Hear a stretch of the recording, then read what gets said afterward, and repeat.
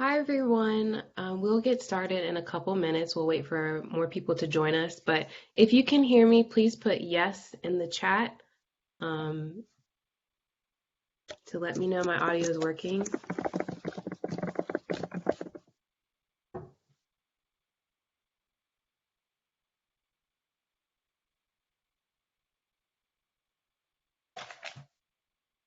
Okay, I'm getting some yeses. Awesome. Well, like I said, we will wait probably another minute or so for everyone to join us. But my name is Camille Liverpool, and I'm a career educator in the Career Center, and I'm extremely excited to be talking about this topic today. I really enjoy it. Um, okay, getting a bunch of yeses, and that's awesome because I will be using the chat feature a lot today. Instead of doing polls, I'll just have you answer A, B, or C in the chat. So you can use the chat to respond there. And then if you have any questions throughout the presentation, please use the Q&A. I'll send a little note announcement that way so you all know where the Q&A is. But depending on the question, I might ask during the presentation or I might wait until the end to answer all the questions. So we'll wait about 30 more seconds and we will get started.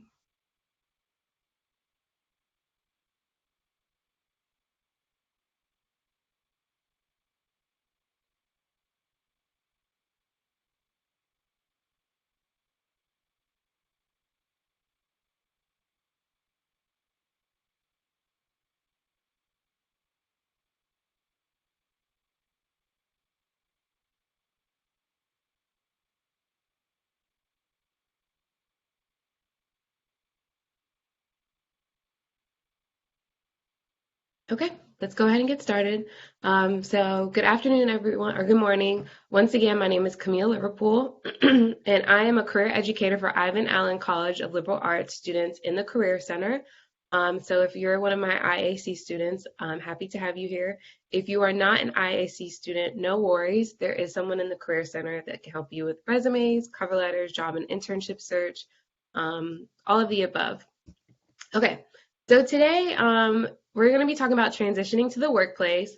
So I'm going to be covering some common professional etiquette challenges faced by new professionals, understanding the purpose of communicating effectively with coworkers, supervisors, and others in a professional setting, appropriate use of phone, email, etc. in a work setting, wearing appropriate attire and the difference between business professional, business casual, and just straight up inappropriate. And then I'll talk a little bit about recognizing and identifying generational differences within the workplace. I will go ahead and let you all know this is being recorded and I will share the slides with you all after the presentation.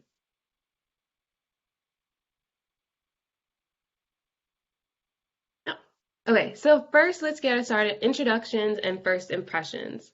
So during COVID right now, it's a little different with handshakes and such, but when you are introducing yourself to someone for the first time, you want to make sure you have a firm handshake. It shows that you're confident. You also want to make sure that you're smiling, making eye contact. I know depending on different cultures, making eye contact may seem as disrespectful, but specifically in the United States, making eye contact is showing a sign of respect. So you want to make sure that you're doing that when you're meeting someone new. And always make sure to use first and last names when making introductions. A great example earlier, I was in a presentation and they said, Laura, you go, but there's two Lauras. So when introducing yourself for a first time, always make sure to use first and last names. I've noticed that especially when I'm introducing myself to people that are older than me, they'll say, hi, what's your name? And I say Camille, and they say Camille who? So to avoid all of that, now I just say, hello, my name is Camille Liverpool. Okay. Another thing to note about when meeting people for the first time is make an effort to remember names. So it may be helpful to learn something unique about the person. Our names are very important to us, obviously, and I know it might be hard because you're constantly meeting new people. For example, on Sunday, I'm going to a conference and I'm probably going to be meeting all kinds of people for the first time. if they do provide me their business card, something I might do is write down something special about them. So when I go follow up on LinkedIn later, I remember who they are and what we talked about. And another skill that I think that may not always come natural to us is learn how to exit gracefully. So another example, going to this conference that I'm going to on Sunday, there might be times where people are having a really great conversation and then they just start talking about something that I'm not really interested in anymore, and I'm going to have to walk away. And so I can't just get up from the table and walk away, right? That would be awkward. So you have to make sure you exit gracefully. So if they're in the middle of the conversation, I may say, "Excuse me, I'm going to go talk to someone over there," or "It was nice meeting you. I hope I see you later." But making sure you thank them for their time. And another special note, don't discuss the person or the conversation until you have left the building. So this is extremely relevant. Um, if you're like job interviewing, if you have a conversation with someone or you didn't have a great interaction, wait till you leave the building. When I was interviewing for roles when I was coming out of grad school, people told me don't even talk about it once I get on the plane. I didn't even get to the same state as where the conference was before. But if you have something that's not nice to say, make sure you wait until you're in a private area and no one can hear you and there will not be any confusion. Some bonus points for a follow-up, send a follow-up note to further solidify the relationship. So that's a really great reason why I brought up LinkedIn earlier. If you already have like a unique note about that person when you follow up with them, that will help to build your connection and in the future when you want to reach out to them. Okay, so the first question that I have is, well, before I go into this poll, I talked a little bit earlier about handshakes. And of course, during COVID right now, people might not feel comfortable giving a handshake. So I want you to put in the chat, what would you do or what do you do if you don't feel comfortable giving somebody a handshake?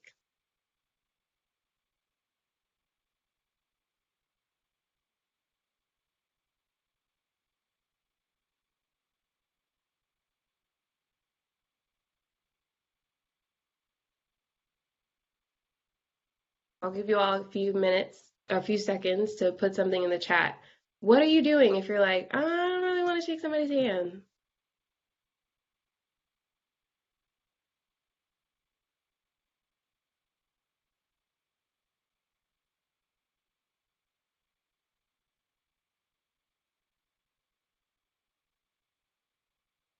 Oh, someone put save, but I think they meant wave, so that might have been a typo. You just wave to them. I think that's fine. Any others? I'm thinking people may not be responding because they're like I've never really thought about that. Like what would I do? I'll wait for one more response.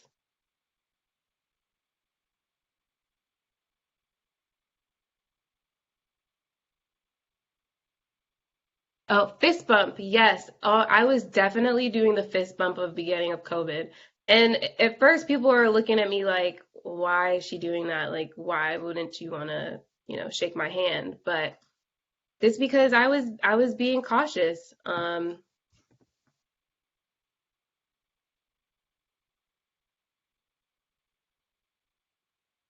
Okay. So personally, what I one student I heard say in the past was they would put their hand over their heart. So that's how they're showing affection, or not showing affection, but showing like I recognize you, I don't feel comfortable. So thank you so much. Well, the first poll I had for you all is for easy reading, one's name badge should be worn where? A, on the left shoulder, B, on the right shoulder, C, on the left hip, or D, around one's neck. Where should you put your name badge when you are wearing it?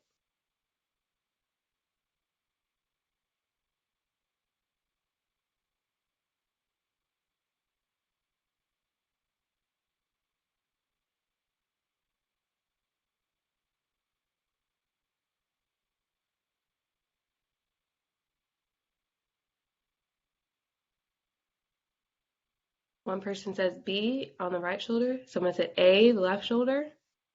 D, question mark? A. Relative to myself, B. Okay, so the correct answer to this is on your right shoulder because, so that B, because when you go to shake someone's hand, you use your right hand. So that way your name tag is in their natural line of vision when you go to shake them. Now, of course, if you are at a conference and everyone has a name badge that they're wearing around their neck, yes, that makes sense. But for today's poll, the correct answer is B, on your right shoulder. Okay. One more question that I have. When two business people communicate, how far apart should they stand? And I would say, let's think of this pre-COVID. So, would you stand 1.5 feet apart? Would you stand 3 feet apart? Or would you stand 7 feet apart?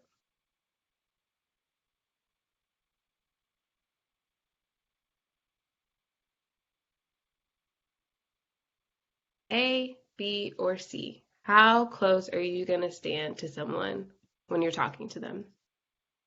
Okay, a lot of B's coming in. Yes, that is the correct answer. B is an appropriate amount of space. I mean, when I first thought about this, 1.5 feet seems like it's far enough, but 1.5 feet is really not that far. I'm probably 1.5 feet from my computer right now. And that would be very close and intimate to be talking to someone. So in a professional setting, if I'm not really close to that person, 3 feet is definitely how far I want to stand from them. And now, of course, with COVID and depending on how comfortable you feel, when we were socially distancing, it was 6 feet, but it depends on the situation that you are in now. Okay, next we're going to talk about professional communication. So as a student, you may not read your emails right now. You may say like, I don't have time, or you just get so many emails. And I know that it's frustrating, it's overwhelming, but it doesn't stop. Once you get a full-time job, email is the way to communicate. There's also Teams or Slack or other variations that people use for direct messaging now. But I remember that my dad dropped me off at college and he said, bye, Camille, I'll email you. And I looked at him and I said, Daddy, no one uses email anymore. And I was completely wrong. And I know now and I know better. So just remember that with email, a poll or a survey that we ask recruiters, like, will recruiters care if they receive an email from me that uses informal communication style, like text or Facebook? You know, are you going to be putting LOL, I don't know, WTH in communication with an employer? And according, this recruiter responded, he said, do not give a potential employer an easy way to screen you out in early rounds. Poor grammar and punctuation is a surefire way to prevent yourself from even getting an initial screen phone call.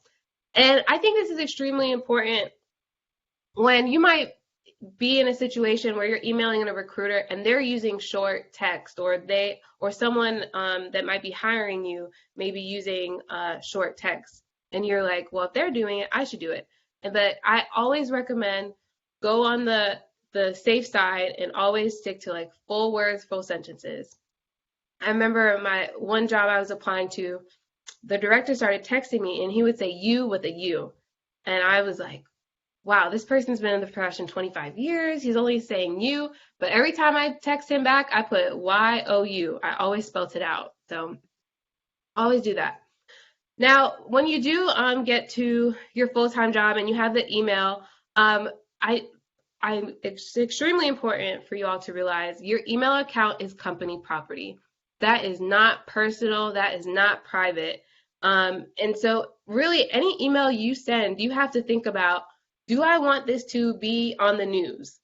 Would I be okay with this being on the front page of a newspaper? Whether you read newspapers or not, they're still out there. So for example, I work for a public institution. Any email I send to students, I could send to employers.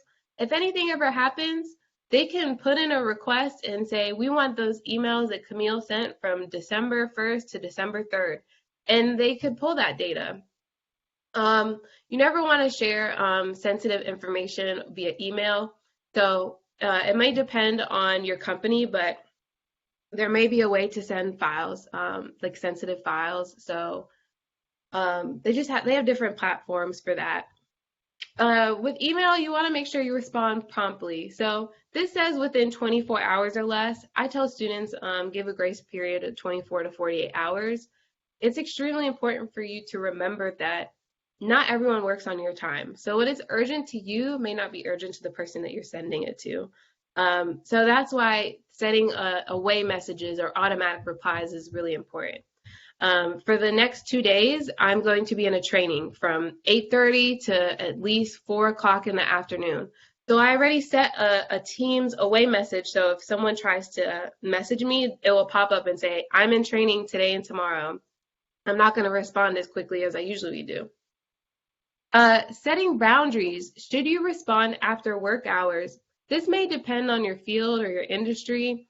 And it may be that it's not an expectation for you personally, but maybe your supervisor thinks that because they email you or call you at 8 o'clock at night that you're going to respond.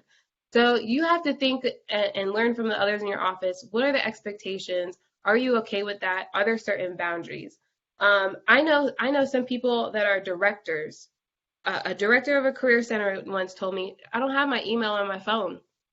So you have to decide what works for you. And also know when to pick up the phone. If the issue can't be resolved in 2 to 3 emails, pick up the phone and avoid delivering bad news via email. So just this week, we were doing interviews, and my group was trying to figure out, okay, what interview questions is each person going to ask? And one person was saying one thing, and the other person saying another, and I was like, well, I think we should do this. And finally, I said, you know what? We need a phone call. And we had a phone call. It took 2 minutes. We all figured out who was doing what, and that was the end of it. So make sure you use common sense and figure out, okay, do I need to send this as an email, or could this be a quick phone call? And eventually you all might start following these social media Instagram accounts. I follow one called Corporate Millennials, and there's always jokes about people saying like, "Ah, this meeting could have been an email," or someone saying this email could have been a phone call. So you'll learn what works for your workplace. Other things you should know about professional email. What are the company policies regarding email? Ask before you send them. Company culture. Who should be copied and CC'd and when? This is another joke that you might not really understand yet as a student, not being in the workplace, but there are people that get into conflicts and have issues, and because people will CC other people's supervisors when sending them something. So people might feel micromanaged if you're doing that. So understand the culture, like who needs to be copied, who might need to be blind carbon copied. So you might not even know, you see CC, that stands for carbon copy. BCC is blind carbon copy. That means that both people will get it, but they won't see who else is getting the email. Should I send attachments? There are so many times that I attach an email, or I say I'm including an attachment and then I forget to attach it. So if you are intending to include an attachment, make sure it's there before you send it to avoid that awkward, sorry, forgot to attach. What should my company signature look like? This is also something that you can learn from others on your team. Some places have like standards, like just like your name, your phone number, your email, and your address. So look to your peers or a mentor that you might find in the office to determine what the signature should look like. What things should or shouldn't be sent over the company listserv? There are some things that not everyone needs to know. And a huge mistake we see in offices often is someone might send something on the listserv, and when you click reply, you might be replying all to the listserv, and that can get awkward. So if you are getting emails from the listserv and you want to respond to the person that sent it, make sure you respond to only them and not everyone. And this last bullet here is just find a role model in the company and imitate their behavior. So we can talk, mentorship is a whole different conversation and presentation for sure, but if you can find someone that you can look up to in the company that you know has been there maybe a few years or a few months and have got the hang of things, you can model, how do they behave with their email? What is appropriate for email versus phone calls versus a quick chat?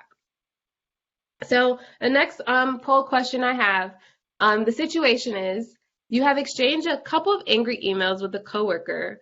who, in your opinion, is being unreasonable. It's getting out of hand. You should A, stop the communication and let things cool off. B, send one more blistering email summarizing the situation and how upset you are with that person's behavior and CC the recipient supervisor. Or C, change the medium. Call the person on telephone or go sit down face to face. What would you all do?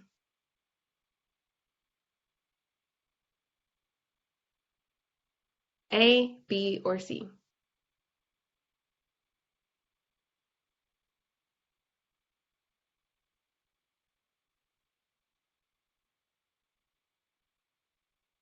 Okay. Getting some notes in. Someone said C. Someone said A. Some C's. Okay, a lot of C's coming in. So yes, the correct answer is C. Change the medium, call the person on the telephone, or go sit down face to face. So I think A, that depends on, as a good, would also be inappropriate, depending on your personality. Maybe you know that you need to walk away and let things cool off, but hopefully eventually you know you have to solve the problem, so it still will result in C, like call the person and go sit down and figure it out.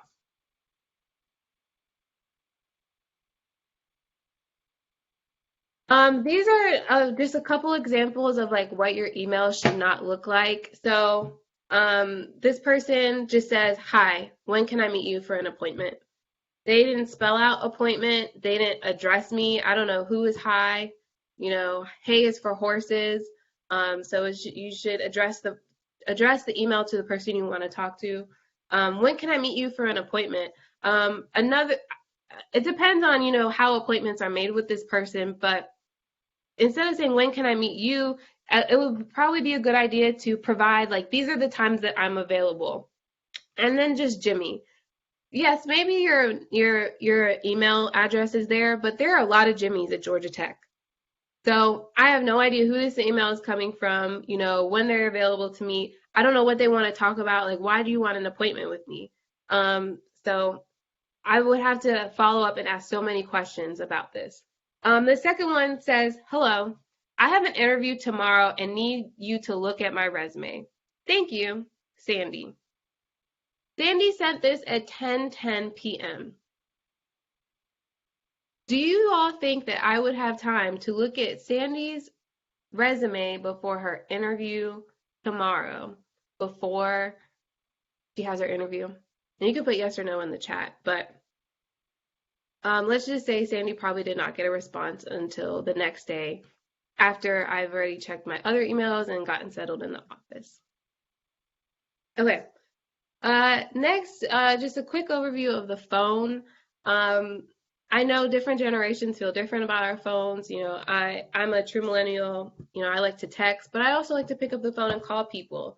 But whether you want to or not, the phone in your new office space, wherever you get a job, or you might have to use your cell phone if you're working remote. You're gonna have to answer the phone and answer the phone sometimes, or pick it up and call people. So you want to answer the phone professionally. Set up your phone voicemail and check it often. So I think an easy way to answer the phone, personally for me, is say, "Hi, this is Camille from the Georgia Tech Career Center. How may I help you?" Very simple and straightforward. Set up your voicemail and check often. Well, you know, you all might be in this presentation because you've already accepted a job offer and you're just trying to figure out how to transition into it. But if you're still job searching, people are calling you for interviews, you want to make sure that your voice box is not full. There's nothing more frustrating than like trying to contact someone and leave them a voicemail, maybe even leaving good news like we want to extend an offer, but your voicemail box is full. So make sure that you check that often and leave it clear so people can leave you messages. When you are leaving a message, provide all the relevant information. So you want to leave your name, the time of the call, your phone number, why you're calling, and restate your name and phone number. So I think about it sometimes, people say their phone numbers so quickly because it's your number and you know it well, right? But if someone is taking notes and trying to write down your phone number to call you back, you want to say it at a pace that they can write it down so they will be able to call you back. Don't bombard others with multiple calls and emails. Their timetable for responding may not be the same as yours. Another joke I saw on one of those Instagram social media websites, people will say, "Oh, I emailed you 3 days ago."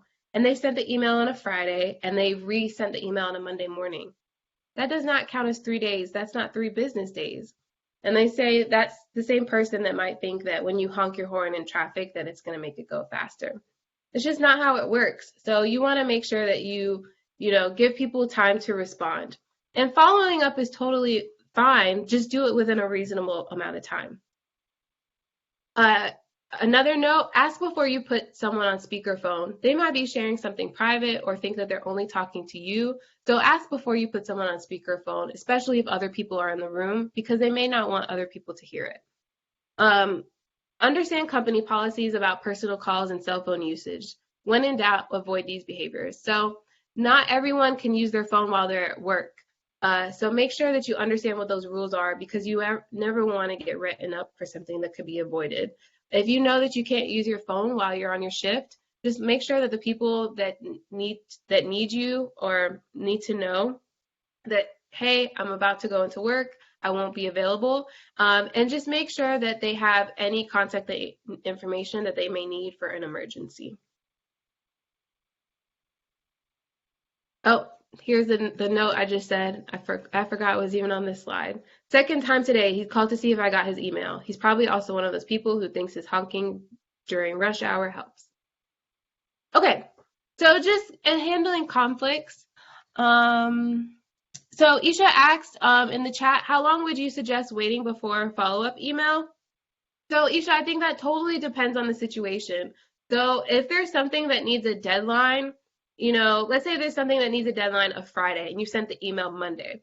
If you sent it Monday and you haven't heard back by Wednesday, I would follow up. If you still haven't heard back by Wednesday and you know it's due the next day, I would definitely make a phone call probably that Wednesday afternoon or that Thursday morning to make sure that you get the answer that you need.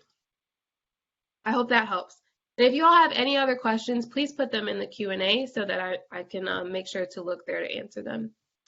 So as far as handling conflicts, so as much as we want to avoid like issues in the workplace and drama, they're going to happen. They're going to come up. So as far as handling conflicts with a coworker, approach them first to discuss the issue and attempt to find a compromise. Do not talk about the issue or person behind their back, and only approach a manager once the one-on-one mediation has failed. So if you have a problem with a coworker, be an adult, try and talk through it with them. But if it's not being solved or you can't find a solution, and it might not even be a bad thing. An example I have is my counterpart and I are trying to figure out how to divvy up, our responsibilities. And I may think it should be done one way and he may think it should be done another. And eventually we decided, why don't we start thinking about what needs to be done, and let's talk to our supervisor about, okay, how can we make sure that we have everything that we need? With a manager, approach the manager to gain a better understanding of the issue. They may not be aware of your concerns. There have been so many times I may have held grudges or been frustrated, and in personal and professional life, and people don't even know I'm upset. They have no idea like how annoyed I am. So people can't do anything if they don't know. Frame the discussion around your differing work communication styles. So maybe your supervisor is a person that likes phone calls, and you really like texting. You all will have to come to a compromise about, okay, what is okay for us to text about? What is okay for us to call on the phone? And if the situation is particularly bad, you may need to contact HR. So sometimes people have to take that route depending on the situation. But if you ever have any questions, especially if you're on an internship and you have problems, you can always talk to the Career Center about that, like how to handle that situation. Okay, social media. Most of us are probably on social media. We have our personal websites or personal accounts, professional accounts. You might have a fake account. I forget what they're even called. But in general, you want to be careful when discussing your new job. discussing your clients and your business, becoming friends with your coworkers or supervisors. That is totally up to you. Some people are okay with that. Another joke I see is people will say, "Oh, I tried to find you on social media, but I couldn't." And the person's like, "That's because I found you first and I blocked you." So know what that's like. In my last office, the culture was everyone would follow each other on social media, and it was fine. I'd be lying if I didn't say I blocked some of those people from like my Instagram story because I just didn't want them to see some of the things that I was doing. But that was my decision. Um, Anytime you're gonna post something online, ask yourself like, is this racist, inflammatory, or inappropriate? The same way I was telling you about your email, you might want to ask yourself, would I be okay with this being on the news or on the front page? And just overall know your company's social media policies. This goes into, you know, freedom of speech and things, but I know one recruiter was talking about her company's social media policies, and she couldn't post anything about drinking alcohol on her own personal social media. That was against her company's policies. So just make sure you understand what those rules are, so that you won't have any issues. Okay. Meeting etiquette. You may hear jokes about people talking about going to work and all they do is have meetings. But nonetheless, as a new hire, you want to make sure you arrive on time, and even be a few minutes early. Be alert and engaged. Be prepared. This fourth one says speak up, but don't speak out. Especially as a new hire, you may still be trying to figure out, okay, what is the culture of the office? So, my first supervisor when I was in grad school always told me, when I start a new job, I just sit back and listen, because that way you see like how people communicate, and once you have gotten into the groove and understand it, then it's totally fine to, you know, speak up. But that's based on, you know, your comfortability. But I definitely highly recommend just sitting back at first and just learning.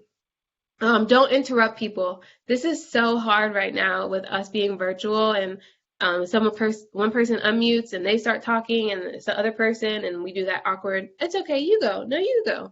But if you're in person, you know, try not to interrupt someone. Let them finish their thoughts before you start speaking. And that goes to basic communication skills. You know, are you listening to respond, or are you actually actively listening to what the person is saying? You want to make sure you outline clear responsibilities at the end of the conversation. On Tuesday, I was in a meeting. We were talking about something, and it was about time for it to wrap up. And I said, "Okay, is there anything I need to do?" I made sure that there was no responsibilities I had before we left, so there would be any confusion later. You want to stay focused on the agenda items. You don't want to veer off topic too much because the goal is to accomplish whatever you came to talk to that day. Be respectful of meeting and start end times. That is some people's biggest pet peeve, like not respecting time. And that's also a cultural thing, definitely in the US. But you want to make sure that you start the meeting when it's supposed to start. That's why it's helpful to get there early so you can start on time. And people will always appreciate if a meeting ends a little early. But just be respectful of the time because people have other commitments. And just overall communicate clearly. Think before speaking. You might be a type of person that likes to think out loud. And if your team knows you, they'll understand that. But you still want to think before you speak, to make sure everyone understands what you're saying. Okay, going into cubicle culture. So depending on the type of office space that you have, you might be in an open space. Collaboration is like such a hot word right now, right? In the workplace, and some companies are moving away from people having their own office. You might just have a cubicle space of the day. You might not even be in the same space on Monday as you were Tuesday. But overall, try not to prairie dog. Like, don't pop over other people's cubicles and just to talk to them. If you want to talk to someone that's over there, then you walk over there and talk to them. Grant your coworkers privacy. Don't chime into conversations unless asked. People don't want you to think that you are eavesdropping on their conversations. Eat your lunch somewhere else. So hopefully that you're in a space that it's okay for you to walk away to go to lunch. You're not eating at your desk. Um, but if you have something that you know doesn't smell that great, and then you use the microwave and the entire office smells like burnt popcorn, people will never forget that you burnt that popcorn. So try to eat your lunch somewhere else. I also think that's just good overall to separate and have that break for yourself. Avoid informal gatherings, meetings, or speakerphone in your cubicle.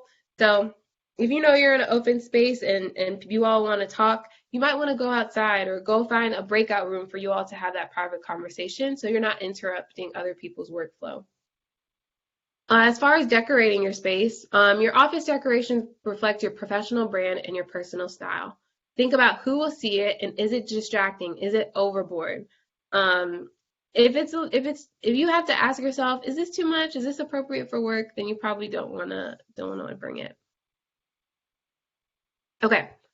Um, so I just thought it was important to add at least one slide about working remote because since COVID, there's just so much more flexibility and opportunities to work differently. And I'm thankful because before COVID, I never worked remote. And when it started happening, I was like, I didn't know how to approach it. I felt I felt like people didn't know what I was doing and what would I do.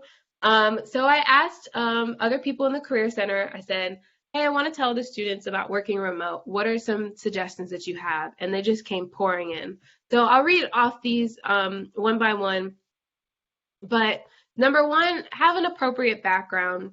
You don't want anything, you don't want like um, you just don't want anything crazy in the background, anything distracting. If someone's talking to you, especially in an interview, but even in the workplace, you want to make sure that they're focusing on you, not like the 100 Mickey Mouse posters that you have in your background, which I heard a recruiter say that happened once when she was interviewing.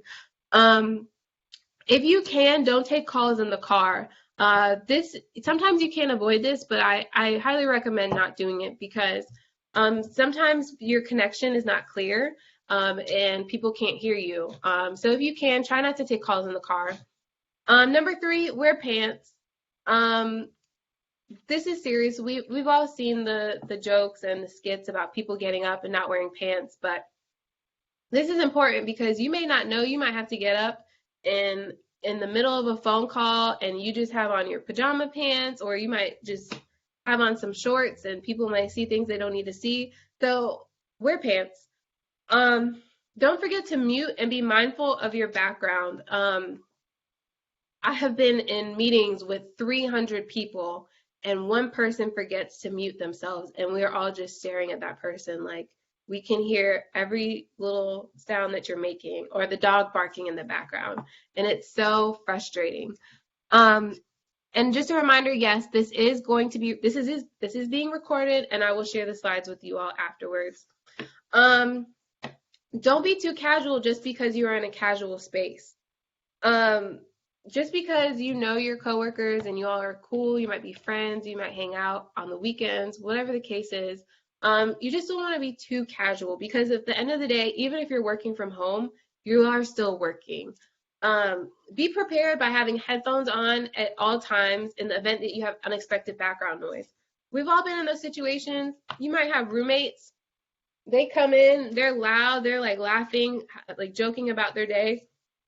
Just have headphones ready so that you can put them in if necessary.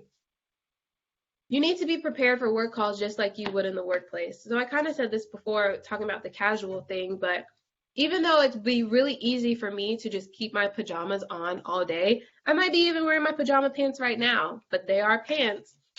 You need to be prepared for calls because your supervisor could call you at any moment. So you just need to be ready to look presentable and put your camera on if necessary. Try to position your camera to where it looks like you are looking at other individuals on the call. Otherwise, it will look like you aren't paying attention. So in the beginning of COVID and like just talking about virtual interviews, I would also tell always tell students, this is not FaceTime. Like, we're not looking at each other on the phone like this, like, yeah, what you do today. You want to like lift it, whether you use textbooks. I used a shoebox for months, and now I got like a real stand that raises my camera up so that I'm looking at eye level at you all, rather than like looking down and you all seeing a double chin or something. So place it so you're looking eye level. Make an extra effort to connect with colleagues one-on-one or in small groups to build camaraderie. Com- camaraderie. You all know the word I'm trying to say. But the real reason this person added this is working remote or working from home can be lonely. And especially if you're starting a job like completely remote, it's not as easy to just walk down the hall. It's not as easy. It's not possible to walk down the hall and just like have a short conversation and ask someone, how was your weekend? So you have to put in an extra effort to like put little, I call them live chats on my colleagues' calendars, or just put a one-on-one to catch up. And you might do that like once a month.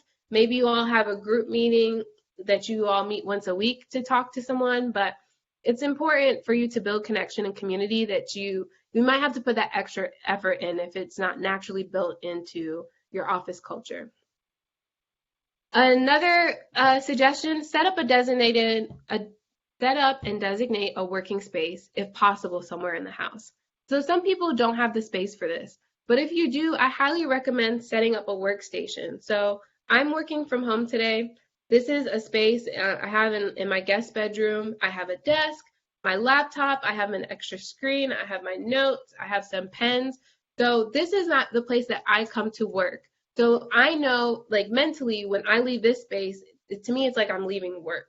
It's even more helpful because it's not in the same bedroom that I sleep in, but not everyone has that option. But if you do, just try and make a designated workspace, even if it's just like a foldable desk that you pull out. You have your everything you need with your laptop, and then okay, this is where I go to work, and then this is where I go somewhere else.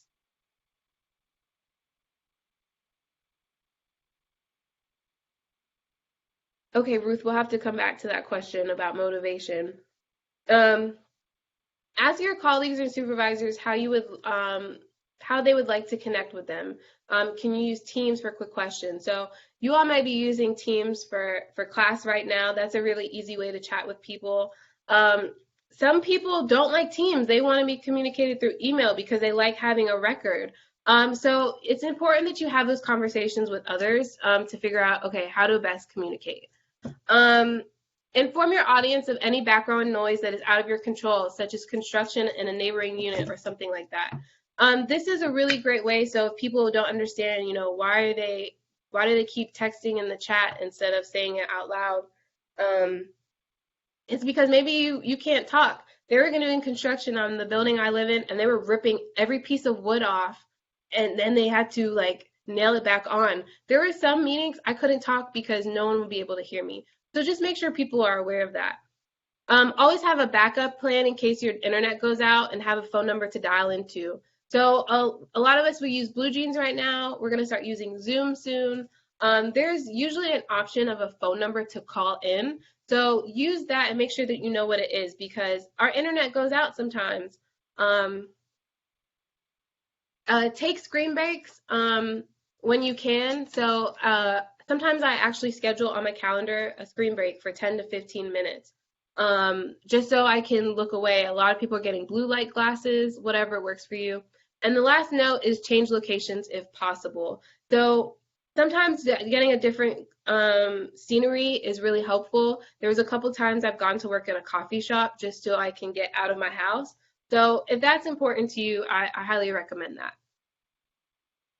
So Ruth asked in the chat, unlike internships that are intended to be temporary, what tips do you have to stay motivated and productive in a full-time job that has no end in sight? So Ruth, I definitely think that is a deeper question about, what keeps you motivated. If you feel like you at a job that has no end in sight, then maybe you're not feeling like you're contributing fully to what you're not contributing to society in some way. But I think just rewarding yourself in small ways or asking what professional development is available, and reaching out to colleagues and ask them, how do they stay motivated? I think there's lots of different ways to answer that question. And I think if you need to have like a counseling appointment, you can request one via Career Buzz. But I think there's more to unpack there than just feeling like there's no end in sight. There's a reason that someone may feel like that.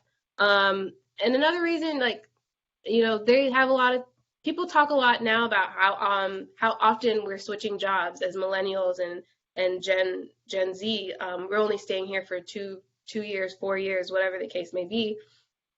Maybe you need to set a timeline. Like, I know that I want to stay in this position for this certain amount of time, and then either move up or move out. So I think that depends. Okay, so I want to check. We only have about 15 minutes left, but I want to make sure I leave time for questions. So I'm going to go through professional attire a little quickly. But if you have any questions, feel free to put them in the chat. So professional attire, dress is important. If you show up to an interview or networking event and your shirt is wrinkled or outfit doesn't look professional, then I have totally lost interest in hiring you. So that was a quote that we gotten from a recruiter. So overall, just remember that dress communicates preparedness, importance of the company image, the professional competency, and professional attitude. So if you may have heard us talk at other workshops about the NACE competencies, and one of them is professionalism. So it's just understanding, and showing a sense of preparedness that you are ready to come to work and whatever the case may be. Now, professionalism and respectability politics is also a whole different conversation. But overall, these are just some general tips about attire in the workplace. So as far as business professional, that's what you think of the typical matching suit. Stick to your conservative, like typically navy, black, grays, matching closed-toed shoes or socks. If you want to wear heels, you want to make sure they're not the club heels that you go out in on the weekend. You want to stick to like 2 inches.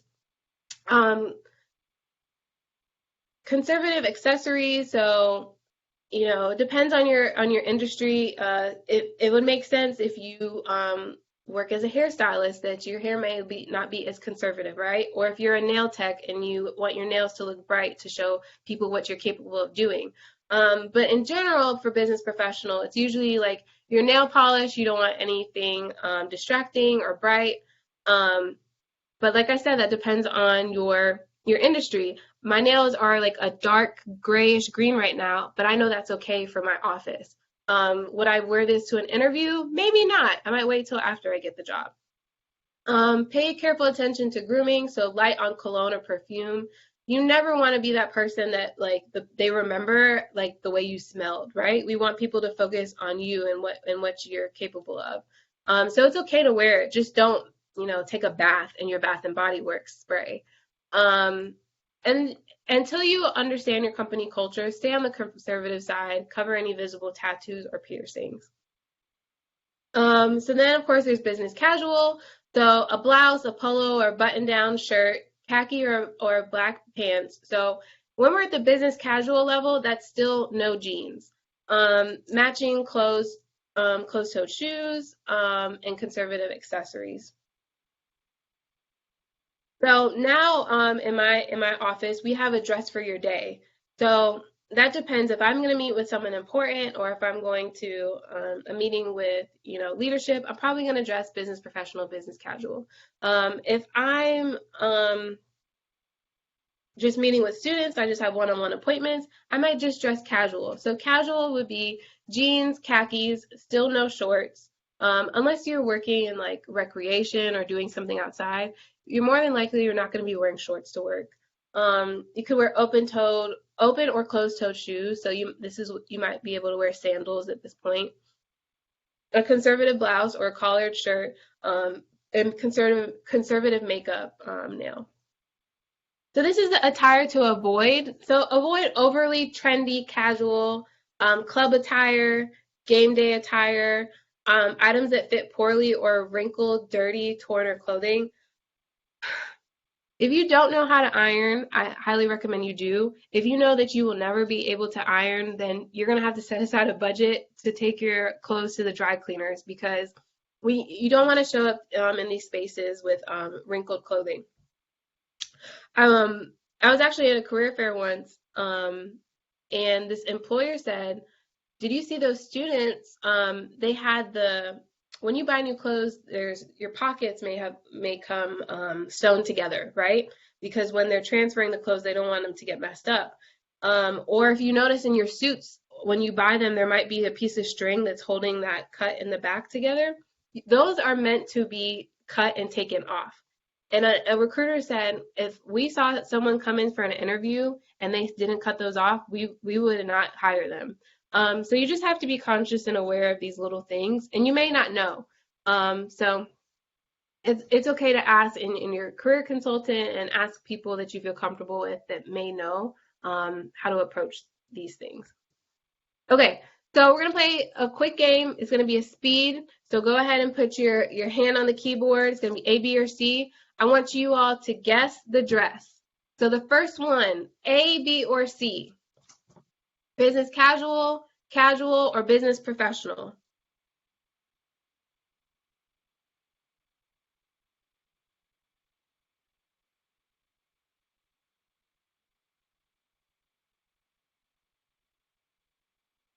You can go ahead and answer in the chat. Is this person business casual, casual, or business professional? Okay, someone says business professional.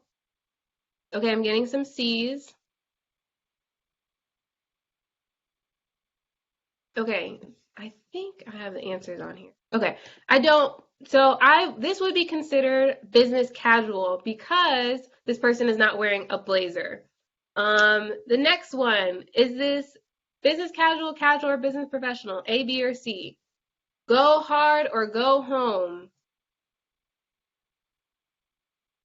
A, B, or C?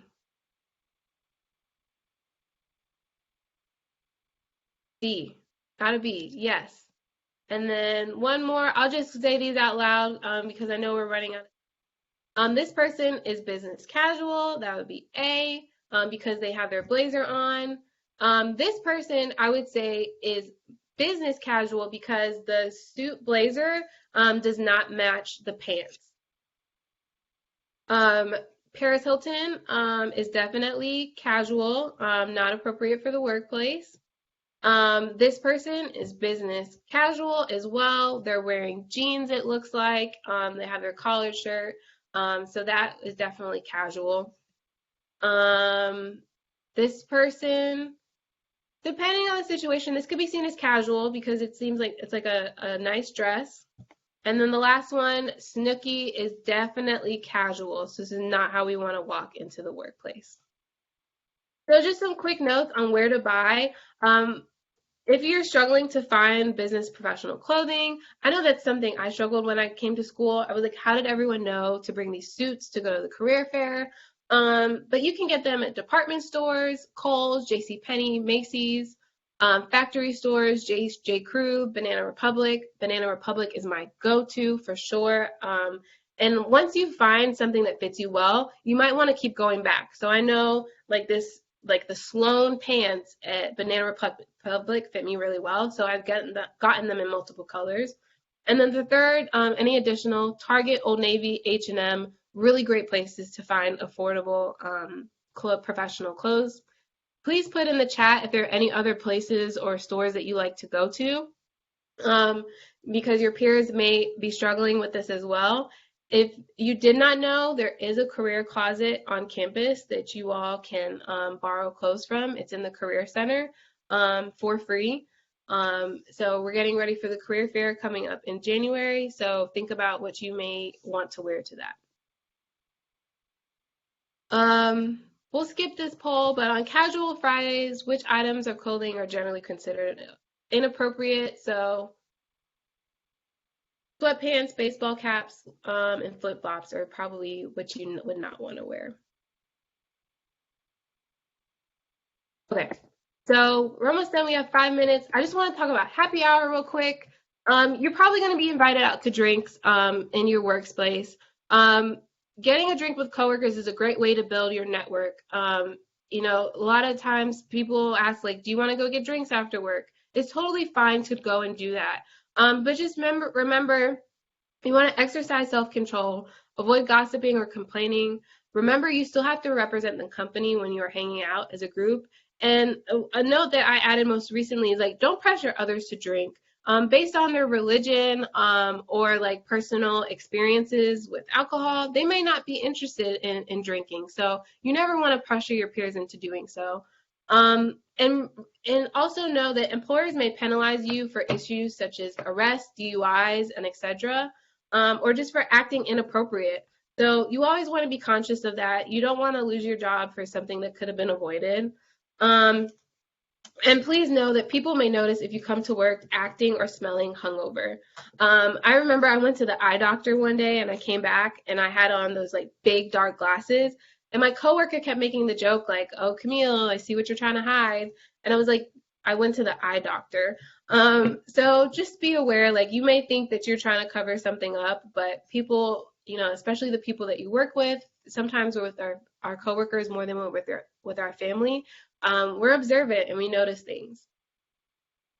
So wrapping up, I won't ask about the stereotypes of millennials and Gen Z. I've mentioned some of them today, but you really want to, think about and understand like you are joining the workforce, and you're going to be working with people in all different ages and groups. So this might be a little blurry on your end, but coming into the workplace for me specifically, I started working with baby boomers. I was raised by baby boomers, and Gen X. So I would fall in the category of like Gen Y, which is also millennials, and then you all may be Gen Z. So we bring this up because each generation has different values and things that influence, the way that they see the world. So some people might like email because that's what they were using when they first joined the workforce, and that's what they are continuing to use. Versus you've always had a laptop or access to a cell phone, so that's what you feel comfortable with. So just recognize that people have different comfort levels based on how they were raised and what was happening in the world around them. It's just something, we hear jokes about like the young person always being the tech person. But just understand, if that's not your responsibility, express that to your coworkers. Let them know that you're willing to teach them. But you shouldn't feel the need to, be that go-to person that every time they're like, oh, my computer's not working, I need your help. You might need to express to them, I think you need to go get some professional development. Just some closing thoughts as you're joining the workforce. Be proactive, be solution oriented, learn from and own your mistakes, be accountable for your actions, add value whenever possible, be punctual, jump into tasks immediately, don't procrastinate, say thank you, and find ways to help others succeed. So as we wrap up, we have a couple minutes, and I can stay on a few minutes after. You can scan this for the list of upcoming programs for the rest of the semester, and you can scan this for the workshop eval, which I will find the link and also paste in the chat. But if you have any questions, please feel free to put them in the Q&A. I know that there's one I may have to still answer. But thank you so much for joining me today. As I said, this was recorded, and I will send you the recording and the slides. But I think I did answer it. So yeah, if you have any other questions, please put them in the Q&A. I hope you all enjoy these next couple of days. The last day of classes is Tuesday. You're almost there. Do well on exams. And as you know, if you ever need to talk to someone at the Career Center, you can request an appointment via Career Buzz. We have one-on-one, virtual, and in-person appointments available. I see the thank yous. You're welcome. I really enjoyed this topic. I will talk to you all about any of it. I know I had to rush at the end, but there's just so much about the workplace that you don't realize until you start, actually working. And there's things that you can do to be better prepared and feel confident in joining.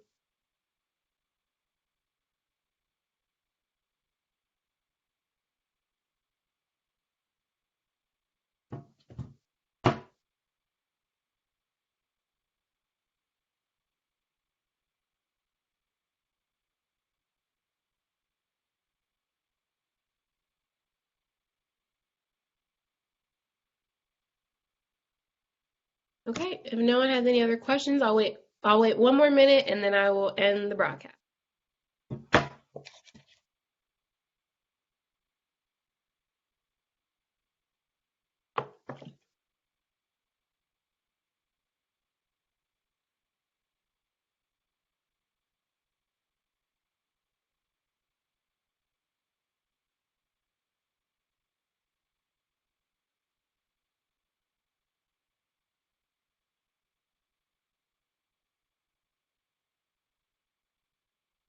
Okay.